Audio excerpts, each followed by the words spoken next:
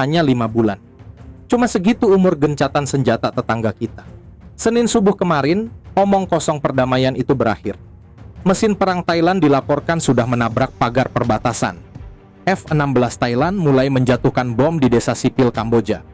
Laporan menyebutkan korban jiwa mulai berjatuhan, ribuan warga mengungsi, menjadi eskalasi terbesar dalam beberapa dekade terakhir antara dua tetangga ASEAN. Tonton terus video ini sampai selesai, karena kita akan membahas, benarkah ini murni sengketa wilayah, atau ada permainan geopolitik besar yang melibatkan Amerika Serikat dan China di balik konflik ini?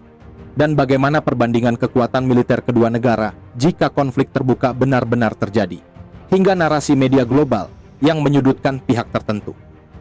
Dalam dunia militer, ada istilah fog of war atau kabut perang, di mana kebenaran seringkali menjadi korban pertama. Inilah yang terjadi di perbatasan Thailand-Kamboja saat ini. Versi Thailand menyebutkan, serangan dimulai dini hari oleh pasukan Kamboja menggunakan senjata ringan. 1 orang tentara Thailand gugur. Sebagai respons, Bangkok membalas dengan cepat. Mereka mengerahkan jet tempur untuk serangan udara dan melancarkan operasi darat. Namun serangan Thailand ini terlihat terlalu terstruktur buat dibilang balasan dadakan. Coba kita pakai logika sederhana saja. Menyiapkan tank, memanaskan mesin jet tempur, dan menggerakkan batalion pasukan itu butuh waktu persiapan berjam-jam, bahkan berhari-hari. Mustahil, dan gue ulangi, mustahil mereka bisa merespons serangan mendadak hanya dalam waktu 5 menit dengan kekuatan penuh seperti itu. Jadi, indikasi kuatnya Thailand memang sudah punya rencana invasi ini. Sikap Perdana Menteri Thailand, Anutin, juga memperjelas semuanya, tidak ada negosiasi. Bahasanya jelas, mereka enggak mau ngobrol. Mereka mau menyelesaikan masalah Kamboja ini sekali untuk selamanya. Mereka ingin melakukan demilitarisasi paksa, atau bahasa kasarnya, bikin militer Kamboja lumpuh total. Tapi pertanyaannya, kenapa Thailand seberani ini? Jawabannya ada di modal perang mereka, dan hal inilah yang membuat kenapa Thailand begitu pede. Perbedaan kekuatan militer Thailand dan Kamboja itu ibarat langit dan bumi. Anggaran pertahanan kedua negara sangat jomplang. Thailand punya budget belanja militer sebesar 5,8 miliar dolar. Sementara Kamboja hanya 860 juta dolar. Thailand punya uang hampir 7 kali lipat lebih banyak. Dengan anggaran sebanyak itu, Thailand bisa beli mainan mahal yang mematikan. Mereka punya total 493 jet tempur, baik F-16 buatan Amerika maupun Gripen buatan Swedia. Pilot mereka sering latihan bareng militer barat dengan standar NATO. Bandingkan sama Kamboja, Angkatan Udara Kamboja cuma punya sekitar 25 pesawat. Itu pun mayoritas helikopter angkut dan pesawat latih tua. Mereka enggak punya jet tempur supersonik yang layak buat perang udara. Konsekuensinya langit Kamboja, praktis milik Thailand 100%. Pasukan darat Kamboja, mau seberani apapun, tank dan artileri mereka, semua cuma bakal jadi target empuk bagi pilot Thailand. Tanpa perlindungan udara atau air superiority, perang konvensional itu langkah konyol. Memang, Kamboja punya peluncur roket atau MLRS. Senjata ini efektif bikin kerusakan area luas dan teror psikologis. Tapi melawan 360.000 tentara aktif Thailand yang terlatih dan didukung teknologi, roket saja tidak cukup buat memenangkan perang. Nah, yang bikin situasi makin panas, dan ini bagian yang paling licik, adalah bagaimana media internasional memainkan narasi. Coba lu perhatikan berita-berita media barat. Mereka bikin judul yang provokatif, roket buatan Cina picu serangan udara Thailand. Perhatikan framingnya. Mereka enggak fokus pada fakta bahwa Thailand melakukan invasi ke negara tetangga. Fokusnya digeser ke senjata Cina. Seolah-olah mereka mau bilang, gara-gara Kamboja beli senjata dari Cina, kawasan ASEAN jadi rusuh. Padahal faktanya, kalau kita cek data impor senjata, Kamboja cuma beli 6 unit sistem roket dari Cina dalam beberapa tahun terakhir.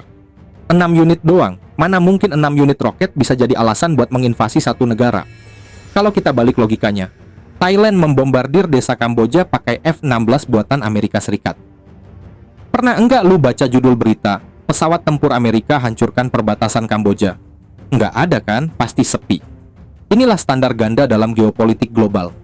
Senjata dari barat selalu dilabeli sebagai alat penjaga stabilitas, sementara senjata dari timur dilabeli sebagai ancaman. Media barat butuh narasi ini untuk menutupi kegagalan diplomasi mereka sendiri. Ingat kan, dulu Donald Trump bareng Perdana Menteri Malaysia Anwar Ibrahim sangat bangga karena mampu memaksa Thailand dan Kamboja menandatangani perjanjian damai. Namun sekarang, kertas perjanjian itu sudah dirobek. Posisi Amerika sekarang terjepit. Mau nekan Thailand, takut kehilangan sekutu lama. Mau diam saja, Kamboja bakal makin lari ke pelukan Cina. Sekarang pertanyaan pentingnya, kalau mereka yang perang, kenapa Indonesia yang pusing? Karena cara pandang pasar dan investor. Investor asing itu punya cara pandang yang unik. Mereka sering melihat ASEAN itu sebagai satu paket investasi, satu keranjang. Kalau ada satu negara di keranjang itu yang terbakar, mereka menganggap seluruh keranjang itu berisiko tinggi atau high risk. Psikologi pasar ini berbahaya bagi Indonesia. Begitu dunia melabeli kawasan ASEAN sebagai zona perang, investor asing yang punya aset di Asia Tenggara bakal ambil langkah 1000. Mereka akan melakukan aksi jual aset dan memindahkan uang mereka ke tempat yang lebih aman. Inilah yang disebut capital outflow, di mana dana asing keluar dari pasar saham dan obligasi Indonesia. Kalau dana asing kabur, otomatis permintaan rupiah turun. Nilai tukar rupiah bakal melemah. Lu mungkin mikir, gue nggak main saham kok. Tapi lu beli bensin kan? Lu makan tahu tempe kan? Yang kedelainya saja masih impor. Kalau rupiah jeblok, biaya impor naik. Kalau biaya impor naik, produsen bakal bebankan itu ke harga barang. Ujung-ujungnya, inflasi. Selain itu, konflik ini juga bakal mengganggu rantai pasok logistik di daratan Asia Tenggara. Jalur perdagangan darat yang menghubungkan Thailand, Kamboja, Vietnam, sampai ke Cina Selatan bakal terhambat. Biaya logistik naik, harga barang jadi makin mahal lagi. Jadi, perang di sana itu bukan cuma tontonan di TV, namun juga menjadi ancaman buat stabilitas dapur kita. Pemerintah Indonesia, sebagai kakak tertua di ASEAN secara de facto, punya tugas berat. Ada strategi yang harus dimainkan, gue sebut ini sebagai diplomasi defensif. Indonesia nggak bisa cuma himbau-himbau damai doang. Indonesia harus dorong Cina sebagai mitra dagang terbesar kedua negara itu buat ikut menekan. Cuma Cina yang punya kemampuan paling kuat buat memaksa Thailand dan Kamboja duduk bareng lagi. Kalau cuma mengandalkan mekanisme ASEAN atau PBB, prosesnya bakal kelamaan. Dan inilah analisis kuncinya. Meskipun Thailand terlihat garang dengan tank dan jet tempurnya, napas mereka sebenarnya pendek. Perang modern butuh biaya besar. Setiap jam jet tempur mengudara, setiap rudal yang ditembakkan membakar ribuan dolar. Ekonomi Thailand dan Kamboja saat ini sama-sama rapuh. Mereka baru mau bangkit pasca pandemi. Mereka juga sangat bergantung pada pariwisata dan ekspor.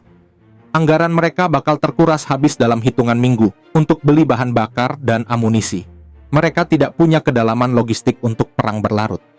Jadi, prediksinya, para jenderal itu bakal berhenti tembak-tembakan saat mereka bangkrut dan terpaksa duduk di meja runding karena tidak ada lagi uang untuk membiayai gengsi mereka. Konflik ini adalah pengingat bahwa perdamaian di ASEAN itu ibarat porselen, barang yang mudah pecah. Lalu sekarang bagaimana menurut lu? Apakah setuju kalau konflik ini cuman gertak sambal yang bakal selesai saat uangnya habis? Atau ini menjadi bibit awal dari perpecahan ASEAN? Jangan lupa like dan subscribe.